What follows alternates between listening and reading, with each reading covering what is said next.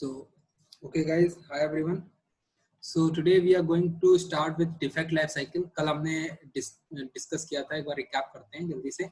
कल हमने डिस्कस किया था अपनी क्लास में कि व्हाट इज सॉफ्टवेयर टेस्टिंग क्या होती है, ठीक है। सॉफ्टवेयर टेस्टिंग क्यों करते हैं? To ensure the quality of the product, the business technical requirement, ठीक है। Design and develop work as expected can be implemented in the same characteristic. फिर हमने डिस्कस किया था सॉफ्टवेयर डेवलपमेंट लाइफ साइकिल के 6 फेजेस। सबसे पहले रिक्वायरमेंट एनालिसिस करते थे, ठीक है। उसके बाद रिक्वायरमेंट एनालिसिस के बाद डिजाइन होता था, डिजाइन के बाद हम डेवलपमेंट करते थे, डेवलपमेंट के बाद हम टेस्टिंग करते थे, फिर डिप्लॉयमेंट होता था, फिर मेंटेनेंस होता था। तो एक सीरीज में हम 6 फेजेस हैं, इन 6 फेजेस को फॉलो करते हैं किसी भी सॉफ्टवेयर को डेवलप करने के लिए। After that, we have a SDLC models in which we will have a waterfall model, incremental model, V model, iterative, RAD, spiral, agile, and prototype models. So we only have to focus on V model, agile, and waterfall model because mainly these 3 models are asked in the interviews, and these 2 are V model and agile model are used in the companies as well. So we will work on this, okay, and we will discuss in detail about these 2 models, V and agile, because most of the time whenever you go for the interview these questions will be asked. Next, which we have discussed about why testing is necessary. Okay, so testing is necessary to point out the defects, bugs, errors that were made during the development phase. Another is which is very important, is to ensure the quality of the product. Okay, that I'm already here as well. And once we deliver the good quality product, then definitely we will be able to gain the confidence of the customer. So that is also very important. Another is high quality product has fewer defects and less maintenance cost. So cost is also reduced. Okay, effective performance and proper testing ensure that bugs and defects issues are detected early in the life cycle of the product or application. If the defect related to the requirement or design are detected late in the life cycle, then it can be very expensive, since it might be required the redesign of the or the re-implementation of the application. ठीक है। उसके बाद हमने discuss किया था, then we have discussed about the software testing objective and purpose. Then objective and purpose are finding defects, prevent defects, make sure that the end results meet the business and user requirements, to ensure that it satisfies the business requirement and software system requirement specification. The motive is to gain the confidence of the customer. ठीक है, तो हम good testing coverage करते हैं, उसके बाद जो है हम करते हैं. Then we have discussed about the defects or bugs. क्या होता है defects? When the actual results deviate from the expected results while testing, then that is called a bug or defect. Then we have discussed about the failure due to environmental conditions in that software testing. Then we have discussed about the difference between error, defect, and failure in software testing. You can refer my previous videos as well to go through these in detail. Okay, so our next topic is bug life cycle. बहुत important topic है. Most of the time interviews में ये question पूछा ही जाता है ये question interviews में, ठीक है. Most of the time ये पूछा ही जाता है कि what is bug life cycle, ठीक है. तो bug life cycle और defect life cycle में क्या होता है कि just wait guys. Okay guys, defect और बग लाइफ साइकिल में क्या होता है कि हम जो बग रेज करते हैं, तो हम जो टेस्टर, मुझे कोई टेस्टिंग करते टाइम कोई बग मिला तो उसको क्लोज करने तक का जो प्रोसेस होता है उसे हम एक लाइफ साइकिल करते हैं, ओपन से क्लोज होने तक का, ठीक है. तो अब कोई नया बग मुझे मिल गया, ठीक है, मुझे नया बग मिला तो मैंने उसको लॉक कर दिया और लॉक करके एक डेवलपर को असाइन कर दिया, ठीक है. असाइन किया, वो ओपन स्टेट में है बग, अभी हमने नया लॉक किया है, ओपन स्टेट में है, असाइन कर दिया है. डेवलपर क्या करता है, उसके पास 4 ऑप्शन होते हैं, ठीक है, these 4 ऑप्शंस. पहला डुप्लीकेट मार्क कर दे. अगर मान लो किसी दूसरे टेस्टर ने सेम टाइप का बग रेज किया हुआ है, ठीक है, सपोज करो I was testing and Prabhat was testing, right, 2 guys are testing and we got the same type of bug and we have logged that issue, ठीक है. तो डेवलपर क्या करेगा, एक बग को डुप्लीकेट कर देगा और दूसरे बग को फिक्स कर देगा, जिससे, क्योंकि डेवलपर भी अपने काउंट नहीं बढ़ाना चाहते, मेन रीजन ये होता है, ठीक है. और ज्यादा बग अगर डुप्लीकेट रेस करते हैं बड़ी कंपनियों में, तो हमारे ऊपर ही बात आती है कि अगर आप इतनी कॉम्प्लेक्सिटी क्यों बढ़ा रहे हो, वैसे ही इतनी सारी स्टोरीज, इतने सारे इश्यूज आते हैं, तो आप डुप्लीकेट रेस करके आप डेवलपर्स का टाइम क्यों वेस्ट कर रहे हो? क्योंकि डेवलपर जब भी कोई बग जाता है ना, तो डेवलपर उस पर गो थ्रू करता है, एनालाइज करता है, चेक करता है कि क्या कॉज था, क्यों आया। और सपोज करो अगर 4 डेवलपर काम कर रहे हैं और बग मैंने बग रेस किया एक डेवलपर को और दूसरे ने बग रेस किया दूसरे डेवलपर को, तो दोनों का टाइम जा रहा है, वो भी उसी बग को देख रहा है, दूसरा भी उसी बग को देख रहा है, ठीक है। तो वो क्या करता है, डुप्लीकेट मार्क कर देता है। सेकंड थिंग, बग रिजेक्ट कर सकता है। थर्ड, डेफर्ड कर सकता है। डेफर्ड मतलब बहुत इंपॉर्टेंट है, रिजेक्ट तो नाम से ही पता चल रहा होगा। डेफर्ड मतलब इसलिए करता है कि डेफर्ड मतलब सपोज करो टाइमलाइंस मेट नहीं हो पाएंगी उस बग को फिक्स करने के बाद और हमको प्रोजेक्ट को रिलीज करना है, तो हम लोग क्या करेंगे, उस बग को नेक्स्ट रिलीज में आगे फॉरवर्ड कर देंगे, ठीक है। जिससे क्या होगा, डेफर्ड बोलते हैं उसे, कि अगली रिलीज में हम इसको फिक्स करेंगे, इसका फिक्स नेक्स्ट रिलीज में प्रोवाइड करेंगे, तो हम इस रिलीज में हम नहीं दे सकते, तो उसे कहते हैं हम डेफर्ड, ठीक है। और एक होता है नॉट अ बग, ठीक है। नॉट अ बग मतलब बग डेवलपर ने इसको एनालाइज किया, चेक किया, कॉज चेक किया, फिर इसको पता चला कि तो बग ही नहीं है, तो एक्चुअल फंक्शनलिटी है व्हिच इज डेवलप्ड, और इसने जो टेस्टर ने रेस किया वो तो गलत रेस कर दिया बग, तो उस केस में क्या होता है, वो बग को नॉट अ बग मार्क कर देता है, ठीक है, तो वो नॉट अ बग हो जाता है। अच्छा, 2 चीजें और बतानी थी, that is very also important, कि एक होती है स्प्रिंट, एक होती है रिलीज, ठीक है। एक होती है स्प्रिंट, एक होती है रिलीज। तो स्प्रिंट होती है जो एजाइल मेथोडोलॉजी, जो भी हम देखे थे पीछे, मैंने कल जो क्लास ली थी उसमें आपने देखा होगा, यहाँ पे 2 मेथोडोलॉजी थी, एक एजाइल थी, एक वी मॉडल था, ठीक है। तो एजाइल में हम स्प्रिंट्स में काम करते हैं। स्प्रिंट मतलब 10-10 दिन में, मतलब सपोज करो एक प्रोजेक्ट आया, उसमें हमने कुछ फंक्शनलिटी ले ली, ठीक है, जैसे 4 लॉग इन ले लिया, साइन अप ले लिया, लॉग आउट ले लिया, अब हम इसको 10 दिन में डेवलप करके दे रहे हैं, तो स्प्रिंट 1 होगी। स्प्रिंट 2 में मैंने कुछ और फंक्शनलिटीज ले ली, स्प्रिंट 3 में मैं कुछ और फंक्शनलिटीज ले ली, तो ये 3-4 महीने प्रोजेक्ट स्प्रिंट्स में चलता है, ठीक है। वी मॉडल में क्या होता है, रिलीज फॉलो होती है, 30 दिन की रिलीज है, इतनी सारी फंक्शनलिटीज सारी डेवलप करनी, सारी टेस्ट करके हमें देनी है, तो वो वी मॉडल में था, पैरेलल टेस्टिंग होती है इसमें, ठीक है। तो 2 चीजें होती हैं, कभी इसमें कंफ्यूज मत होइएगा कि रिलीज और स्प्रिंट अलग अलग क्या है, ठीक है। तो स्प्रिंट होती है 10 डेज की, 15 डेज की, 10 डेज और 15 days, while release will be of 30 days और 30 प्लस डेज, 32 या 30 मैक्सिमम 30 डेज की होती है, ठीक है। तो ये डिफरेंस होता है रिलीज और स्प्रिंट में, इसको ध्यान रखिएगा, ठीक है, पूछ लेते हैं कभी कभी इंटरव्यू में। उसके बाद क्या हुआ, बंदे, अब डेवलपर ने देखा बग था, एग्जिस्ट था, सही बग था, उसने क्या किया, उस बग पे फिक्स प्रोवाइड किया, ठीक है, फिक्स कर दिया उस बग को, है ना, रिजॉल्व कर दिया। उसके बाद मेरे पास वो बग उसने दोबारा से टेस्टिंग में दे दिया।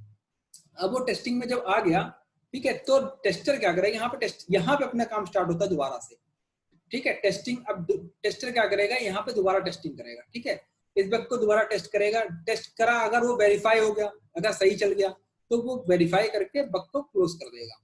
If the issue still persist, then he will reopen that issue and again assign to the developer, यहाँ पे वापस असाइन कर देगा, ठीक है। तो ये एक प्रोसेस है डिफेक्ट लाइफ साइकिल का। Most of the time whenever you go for the interview, maximum time में आपसे डिफेक्ट लाइफ साइकिल बनवा ही लेते हैं इंटरव्यू में, ठीक है। डिफेक्ट लाइफ साइकिल बनवाते हैं और उसके पेपर देते हैं, एक पेन देते हैं, उसमें डिफेक्ट लाइफ साइकिल कहेंगे कि डिफेक्ट लाइफ साइकिल बनाओ, ठीक है। तो डिफेक्ट लाइफ साइकिल आपको यही बना देनी है, एकदम सिंपल। अगर आप चाहो तो रिजेक्टेड नहीं यूज करो, कि आप अगर कुछ दूसरे चैनल से अगर आप पढ़ोगे तो वहाँ पे रिजेक्टेड वर्ड नहीं होता है, बट एक्चुअल में होता है, ठीक है। ये स्टैंडर्ड वर्ड है, ISTQB सर्टिफिकेशन से है, निकाला है मैंने कंटेंट उतने ही चूज किए हैं जितने इंपॉर्टेंट है, एक्स्ट्रा कंटेंट चूज नहीं किए। बहुत सारे कंटेंट है, बहुत सारी चीजें हैं, ठीक है, लेकिन मैंने सब नहीं उठाया है, जो इंपॉर्टेंट है उतना ही उठाया है, कि इतना ही पढ़ो इतना इंटरव्यू के लिए भी नेसेसरी है और इतना कंपनी में काम करने के लिए भी नेसेसरी है, इतनी चीजें आनी चाहिए।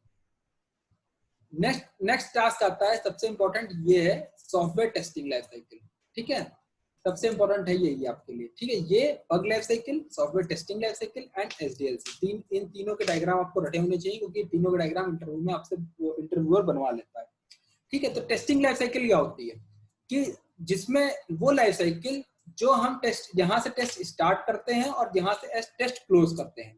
जैसे डेवलपमेंट लाइफ साइकिल में क्या आता है, जहां से डेवलपमेंट स्टार्ट करते हैं और मेंटेनेंस पे क्लोज करते हैं, जिसमें डेवलपमेंट लाइफ साइकिल में testing is also a part of development life cycle. अब टेस्टिंग की लाइफ साइकिल भी है कि टेस्टिंग टीम अलग बैठती है, तो टेस्टिंग भी अपना कोई एक अप्रोच फॉलो करेगी लाइफ साइकिल के लिए, ठीक है। तो टेस्टिंग लाइफ साइकिल अगर एक अप्रोच फॉलो कर रही है, तो this is the approach. The first thing, requirement analysis, सबसे मेन पार्ट, कोई भी लाइफ साइकिल हो वहां पर रिक्वायरमेंट एनालिसिस होती ही होती है, क्योंकि डेवलपमेंट लाइफ साइकिल में भी आपने देखा था कि रिक्वायरमेंट एनालिसिस होती ही होती है। सबसे पहले आप बीआरडी लोगे, ठीक है, एसओडब्ल्यू लोगे या बीआरएस लोगे, इसको आप पढ़ोगे, टेस्ट केस बनाओगे, ठीक है। तो रिक्वायरमेंट एनालिसिस बहुत इंपॉर्टेंट है। इसके लिए आप क्या करते हो, आप बात करते हो किससे, स्टेक होल्डर से, क्लाइंट से इंटरेक्ट करते हो, कॉल्स करते हो, ठीक है। ये सारी चीजें करके आप अपनी रिक्वायरमेंट गैदर करते हो, क्लियर करते हो, ठीक है। Once your all the requirements are gather, then the next step is test planning. Test planning जो टेस्ट प्लानिंग जो है ये कंपनीज में टेस्ट मैनेजर या टेस्ट लीड करता है, ठीक है, प्रोजेक्ट लेवल पे होती है, ठीक है। प्रोजेक्ट लेवल कह रहे हैं, हाँ प्रोजेक्ट लेवल पे ही होती है कंपनीज में, ठीक है।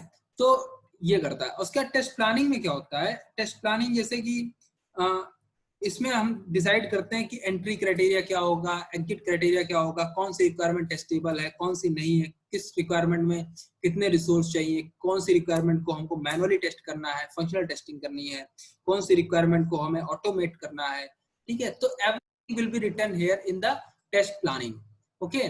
उसके बाद यहाँ से जब टेस्ट मैनेजर का काम खत्म हो गया, अब काम आता है टेस्ट केस डेवलपमेंट का, ठीक है। टेस्ट केस डेवलपमेंट, ये काम कौन करता है, ये हम लोग करते हैं, टेस्टर्स जो होते हैं वो ये काम करते हैं, टेस्ट प्लानिंग, ठीक है।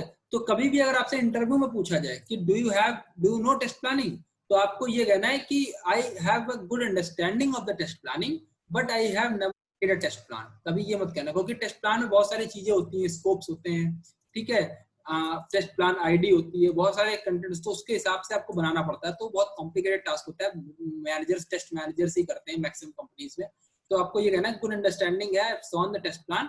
मैं आपको दिखा दूंगा अपनी नेक्स्ट वीडियोस में कभी टेस्ट प्लान कैसा होता है, स्टैंडर्ड प्रोसेस होता है IEEE का, ठीक है। तो test planning is very important, ठीक है। तो लेकिन आपको नहीं बताना है कि आपने कभी टेस्ट प्लान बनाया है, आपको ये कहना है कि I have good understanding of the test plan but we have not created any test plan yet, ठीक है। Next is test case development.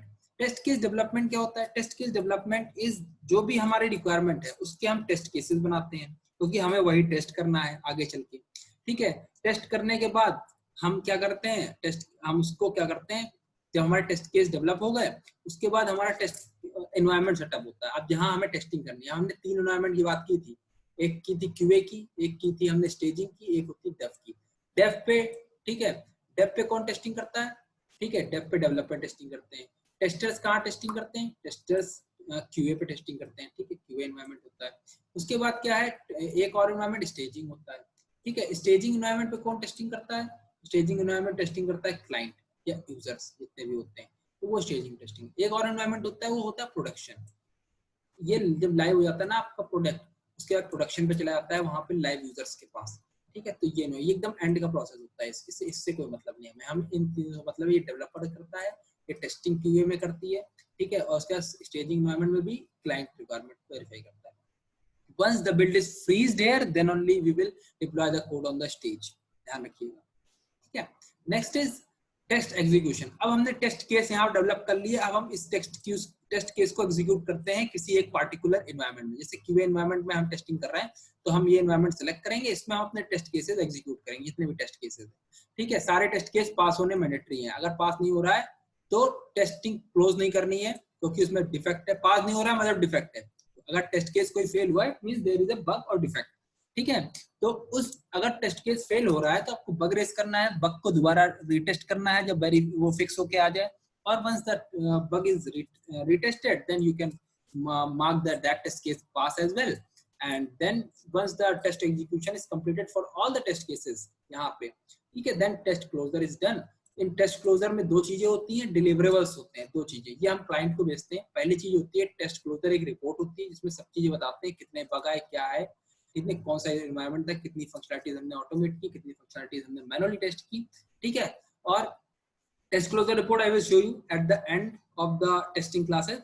and another is RTM, requirement traceability matrix, so that is also very important, we will show you in the next classes, ठीक है। तो RTM बहुत important है। अगर आप RTM सब शब्द अगर आप वर्ड यूज करते हो whenever you are giving any interview और and you have the knowledge of RTM, क्योंकि मैक्सिमम मैंने देखा है मोस्ट ऑफ द टेस्टर्स जो हैं, है ना, IT सेक्टर में RTM की नॉलेज नहीं होती उनको, रिक्वायरमेंट ट्रेसेबिलिटी मैट्रिक्स को नहीं पता होती उनको, ठीक है। तो RTM अगर आपको आता है तो आपके लिए प्लस पॉइंट है।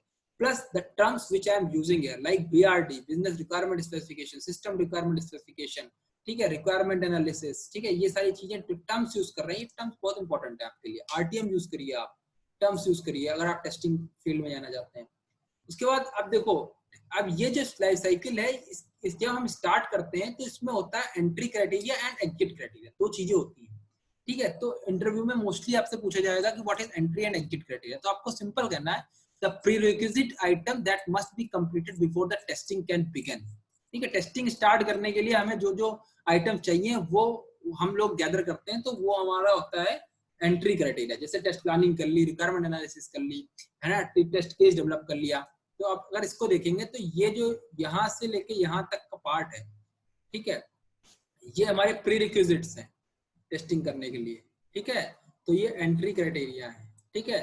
और उसके बाद यहाँ से यहाँ तक का पार्ट है जो क्लोजर वाला का पार्ट है, ठीक है, आप एग्जीक्यूट करके क्लोज करना, ये हमारा exit criteria. Criteria define the item that must be completed before the testing can be concluded, ठीक है, कंक्लूडेड होनी चाहिए, ठीक है। तो you have entry and exit criteria in for all levels of software test, her level में है software testing की लाइफ साइकिल में, यही है। तो आपको you have to be very careful to explain each and every term, क्योंकि term explain करना बहुत इंपॉर्टेंट है, क्योंकि बहुत बंदे मिस्टेक कर देते हैं एंट्री एग्जिट क्राइटेरिया में बताने में, तो टर्म्स बहुत इंपॉर्टेंट है। Next is requirement analysis. तो रिक्वायरमेंट एनालिसिस मैंने अभी डिस्कस किया है, अभी मैं ये टेस्टिंग लाइफ साइकिल को ही डिस्कस कर रहे हैं हम डिटेल में, ठीक है। तो रिक्वायरमेंट एनालिसिस क्लाइंट के साथ मैंने बताया था कि बिजनेस एनालिस्ट या क्लाइंट के साथ हम कॉल्स रखते हैं, ठीक है, वहां से निकालते हैं requirements, could be either functional या नॉन फंक्शनल है, वो भी निकालते हैं। ऑटोमेशन फीजिबिलिटी है कि नहीं है, ये सब हम रिक्वायरमेंट एनालिसिस के टाइम पे ही चेक करते हैं। प्रिपेयर RTM, सी RTM जो वर्ड अभी मैं यूज कर रहा था, ठीक है, RTM भी प्रिपरेशन यहीं पे होती है रिक्वायरमेंट एनालिसिस में, लेकिन डिलीवर कब करते हैं, when the cycle is closed. First phase है ये रिक्वायरमेंट लाइफ साइकिल का, सॉफ्टवेयर टेस्टिंग लाइफ साइकिल का, ठीक है। यहाँ पे हम RTM बनाते हैं। उसके बाद क्या होता है कि टेस्ट प्लानिंग। टेस्ट प्लानिंग कौन करता है, मैंने बताया था QA मैनेजर या लीड करता है, डिटरमाइन करता है क्या effort, cost, estimate of the project, क्या चीजें चाहिए, ठीक है, कौन सा टूल चाहिए, कितना एफर्ट चाहिए, resource planning, determination, training, requirements etcetera, test plan, strategy, ये सारी चीजें सब कुछ टेस्ट प्लानिंग में आती है।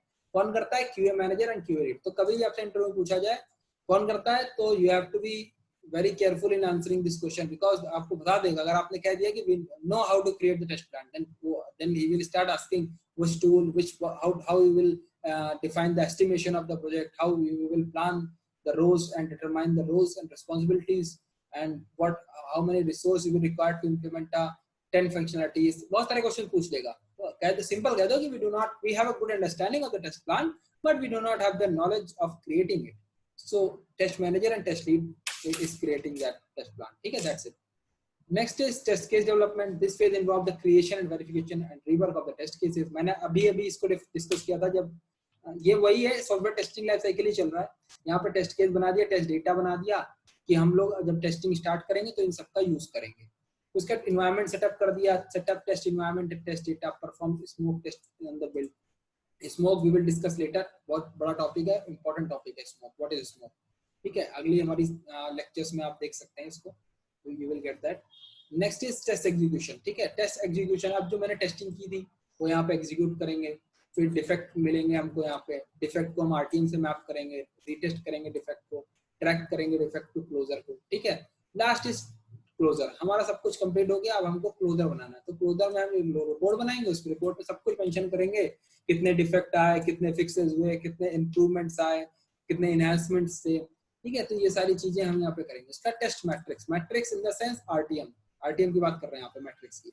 ये चीजें जो हमारी तैयार होंगी, ये हम क्लाइंट को भेज देंगे और हमारी लाइफ साइकिल, हमारा टेस्ट साइकिल क्लोज हो जाएगी, एग्जीक्यूशन क्लोज हो जाएगा उस दिन, ठीक है।